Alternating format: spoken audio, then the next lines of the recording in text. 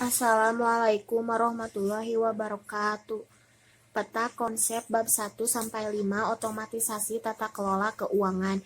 Bab 1 ada administrasi keuangan. Poin yang pertama ada pengertian administrasi keuangan. Administrasi berasal dari bahasa Latin, yaitu administrare, dalam bahasa Inggris disebut administration, yang berarti to serve, artinya melayani atau mengabdi. Jadi secara etimologi administrasi berarti melayani dengan sebaik-baiknya.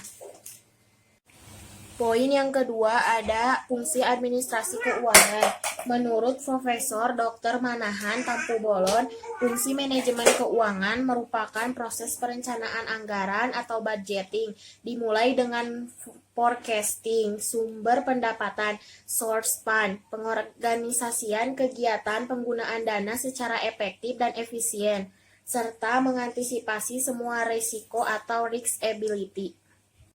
Yang ketiga ada petugas administrasi keuangan. Yang pertama yaitu Dewan Komisaris, yang kedua direksi, yang ketiga direktur keuangan. Poin yang keempat ada fungsi manajemen keuangan. Fungsi manajemen keuangan yaitu yang pertama mencapai kesejahteraan pemegang saham secara maksimum. Yang kedua mencapai keuntungan maksimum dalam jangka panjang. Yang ketiga, mencapai hasil manajerial yang maksimum. Yang poin keempat, mencapai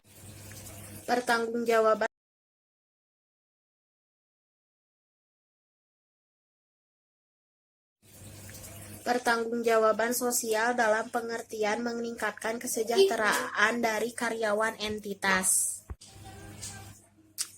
Bab 2 yaitu mengenai kebijakan pengelolaan keuangan. Poin yang pertama ada subsistem penerimaan kas.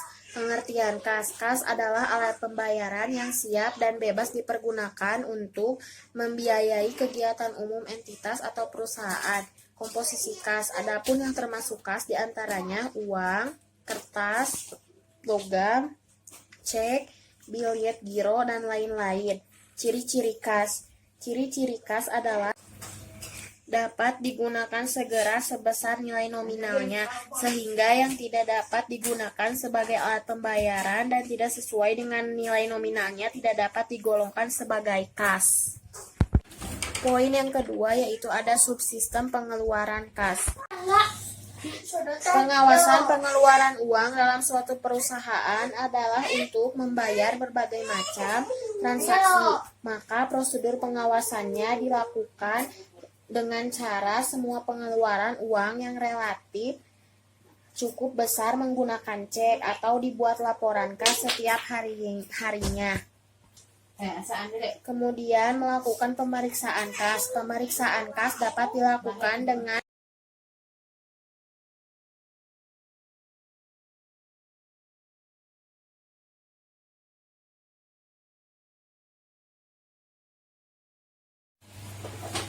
Kemudian perhitungan kas. Perhitungan kas dapat dilakukan oleh petugas yang tidak bersangkutan dengan pengelola kas dan saksi-saksi yang telah ditunjuk.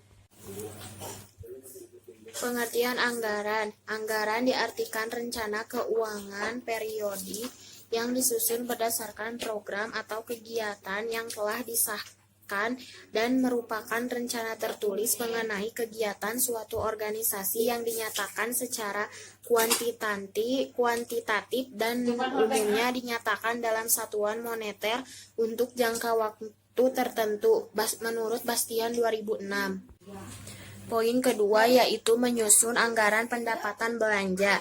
Yang pertama, perencanaan arus kas atau disebut dengan cash flow planning. Poin yang kedua yaitu menyusun budget kas. Yang ketiga yaitu evaluasi anggaran kas. Yang keempat, mengatasi masalah ketidakpastian dalam budget kas. Yang kelima yaitu aliran kas. Bab 4 yaitu bukti penggunaan anggaran. Poin yang pertama yaitu pengertian transaksi usaha. Transaksi usaha atau disebut juga transaksi akuntansi atau accounting transaction atau transaksi bisnis adalah kejadian dalam perusahaan yang dapat diukur dengan uang. Contohnya, membeli barang, membayar ongkos angkut, dan membayar asuransi menjual barang dan sebagainya. Poin yang kedua yaitu kelompok transaksi bisnis.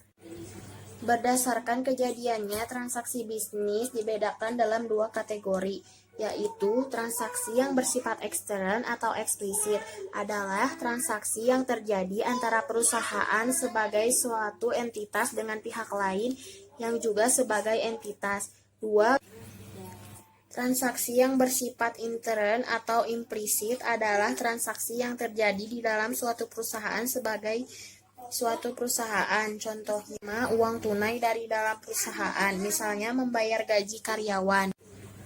Yang ketiga yaitu jenis-jenis transaksi bisnis. Berdasarkan sifat-sifat keadaan yang sama, transaksi bisnis perusahaan jasa dapat digolongkan menjadi dua jenis, yaitu transaksi administratif dan transaksi penjualan jasa. 1. Transaksi administratif adalah jenis seperti menerima, membayar, dan mencatat. Transaksi penjualan jasa adalah jenis transaksi seperti jasa akuntansi. Yang keempat yaitu macam-macam bukti transaksi. Yang pertama, bukti transaksi dari pihak luar perusahaan, yaitu contohnya seperti kwitansi, faktur, nota kontan, dan nota kredit. Bab 5 yaitu mengenai laporan dana kas kecil metode inverse. Poin yang pertama yaitu pengertian laporan dana kas kecil. Kas kecil adalah kas yang berjumlah relatif kecil dibanding keseluruhan kas perusahaan. Poin yang kedua yaitu proses pembayaran uang tunai melalui kas. Proses pembayaran uang tunai melalui kas. Yang pertama bagian kasa, kemudian bagian utang, bagian kartu persediaan dan kartu biaya, bagian jurnal, buku besar, dan laporan. Poin yang ketiga yaitu dokumen pengajuan uang tunai. Yang pertama, dokumen yang digunakan dan cek. Yang kedua, catatan akuntansi yang digunakan. Yang pertama yaitu jurnal pengeluaran kas dan register cek. Sekian dari saya. Wassalamualaikum warahmatullahi wabarakatuh.